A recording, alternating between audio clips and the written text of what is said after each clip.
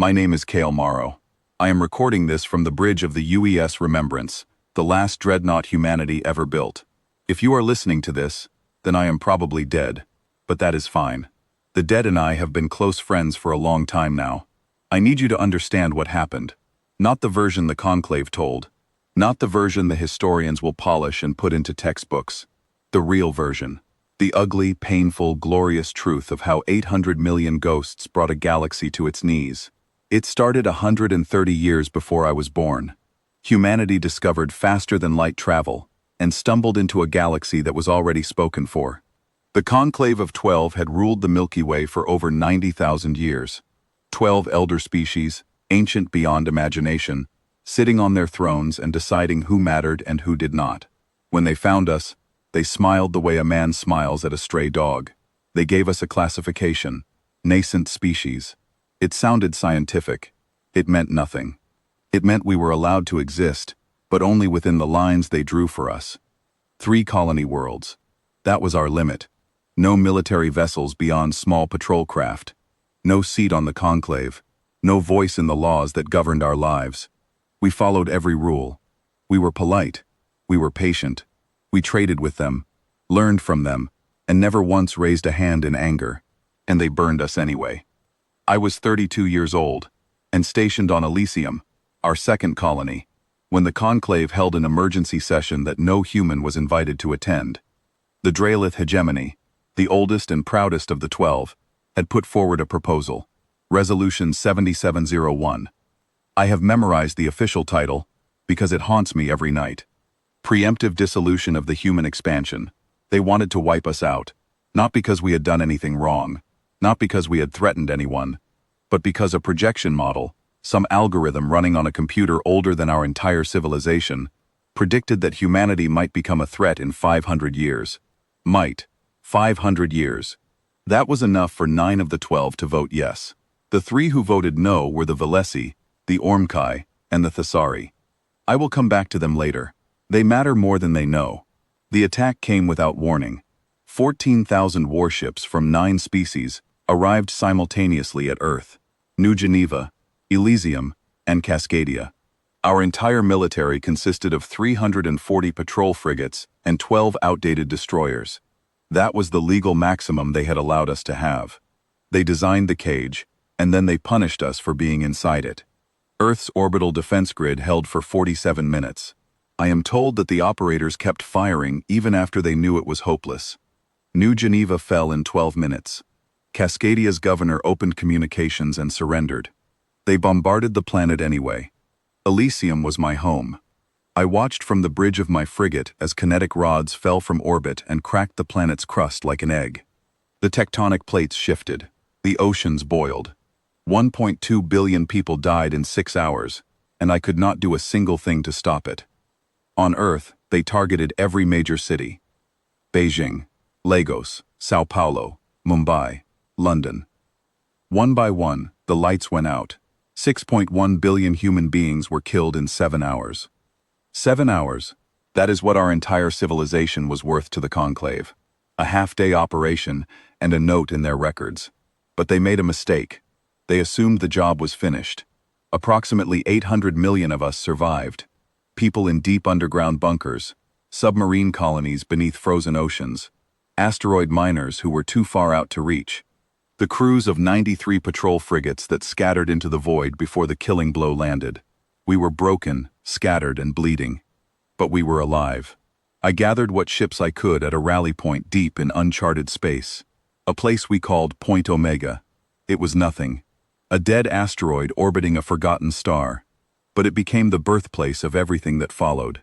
Military officers, civilian engineers, teachers, doctors, children who had just watched their worlds die. We stood together in a cargo bay that smelled like engine grease and grief, and I said the only words that mattered. They chose war. We choose vengeance. No one argued. No one asked for peace. There was nothing left to make peace with. For 20 years, the galaxy heard nothing from humanity. The conclave closed our file. They assumed the survivors had starved in the dark or torn each other apart fighting over scraps. Humanity became a cautionary tale that elder species told their children. A species that grew too fast and paid the price. They had no idea what we were doing. Hidden inside the magnetosphere of a rogue gas giant, where no scanner could reach us, we built Forge Erebus.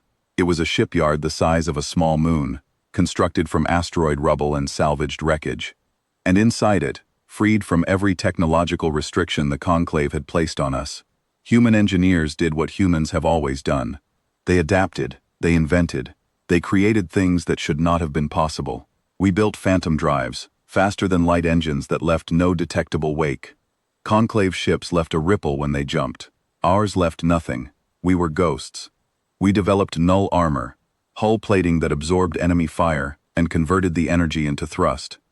The harder they hit us, the faster we moved. We created the Whale, an electromagnetic weapon that passed through shields like they were not there, and burned out every circuit inside a ship. And we built the Reaper drones, autonomous hunter-killer swarms, each one the size of a human fist, capable of slipping through hull seams and disassembling a warship from the inside.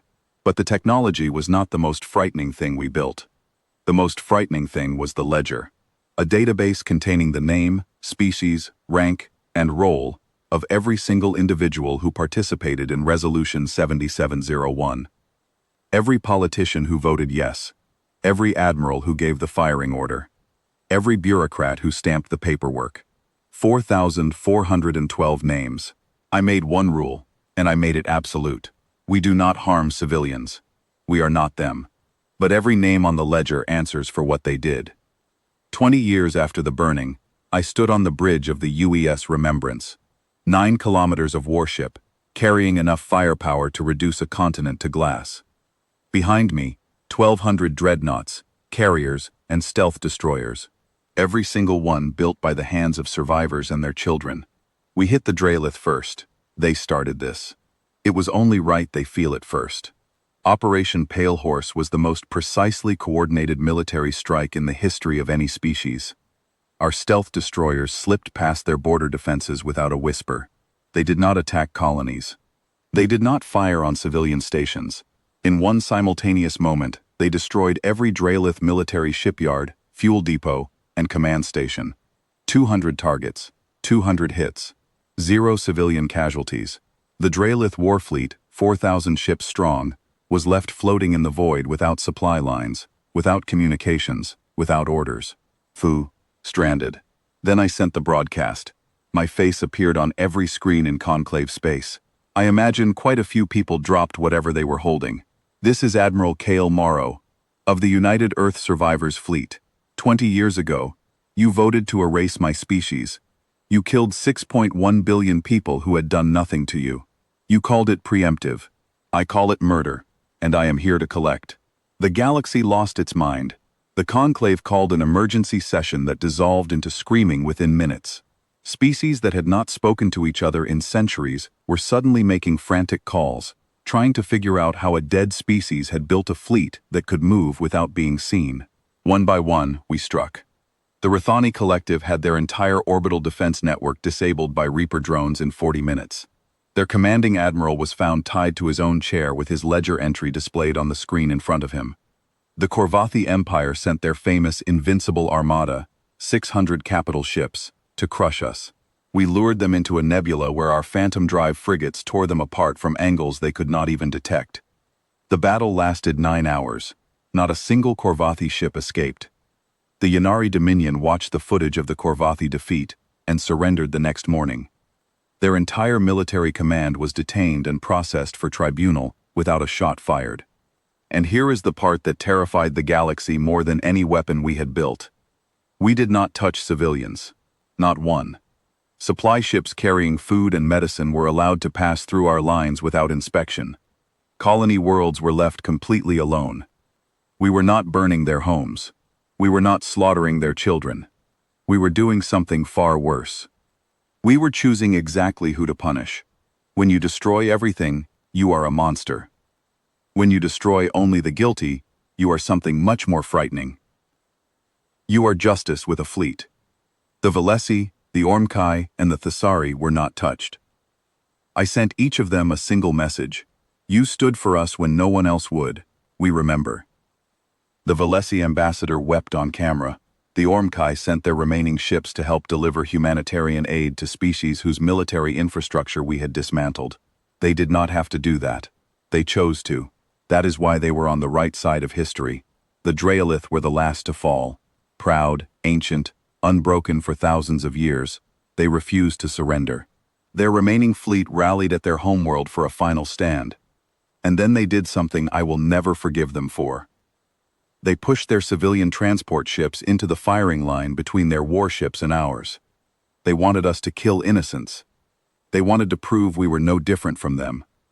I ordered a full stop. Every ship in my fleet held its fire. For 14 hours, we sat in silence while my engineers found another way. We deployed Reaper drones, surgical and precise, to disable Dreolith warships, one by one, without detonating anything near the civilian vessels. It took longer. It cost us 3 ships we did not need to lose. But when it was over, not a single civilian was harmed. The Dreolith High Commander was captured alive. He was the one who had first proposed Resolution 7701. He was the one who stood before the conclave and argued that humanity was a weed that needed to be pulled before it spread. When my soldiers brought him to the bridge, he spat at my feet and said, "You should have died quietly." I looked at him for a long time. "You first," I said. We held the tribunal on Elysium, my Elysium, the cracked, dead world where 1.2 billion people once lived and laughed and raised their children. We brought every name from the ledger to stand in the ruins and answer for what they had done. 4,412 individuals tried not for being alien, not for being our enemy, but for specific, documented actions in the murder of a species. The trials were broadcast across the galaxy. Every species watched. The sentences ranged from imprisonment to exile. No executions. I insisted on that, even when my own people screamed for blood. We do not become what they made us, I said. Some of them hated me for it. I can live with that. The Dreolith High Commander received a special sentence. He would spend the rest of his natural life on Elysium, alone, on the world he murdered, surrounded by empty cities, and the wind that blows through them like a voice that never stops whispering. The conclave of 12 collapsed. 90,000 years of rule, ended not by time or decay, but by the consequences of their own cruelty. In its place, the Galactic Accord was born. A new governing body, where every species, young or old, had an equal voice. Humanity was given a seat. Not because we demanded it, because the others insisted. They wanted us where they could see us. I understand that. I would want to keep an eye on us too. I am standing on the observation deck of the Remembrance now, looking down at Earth. The cities are being rebuilt. The oceans are beginning to clear. I can see lights in places that were dark for 20 years. On New Geneva, they tell me children are playing in the parks again. A Valesi diplomat joined me here an hour ago. She asked me a question that I have been turning over in my mind ever since. Was it worth it, Admiral? The vengeance? I have been quiet for a long time, trying to find the honest answer. Here is what I know. Ask the children playing down there, the ones who will grow up in a galaxy that will never try to erase them again. I think they will say yes. But me? I carry 6.1 billion names in my chest, and they are heavier than any ship I have ever commanded. I will carry them until I die. That is the price of vengeance, even when it is earned, and I would pay it again, every single time. This is Admiral Cale Morrow, signing off. The stars are bright tonight, brighter than I remember. End of record.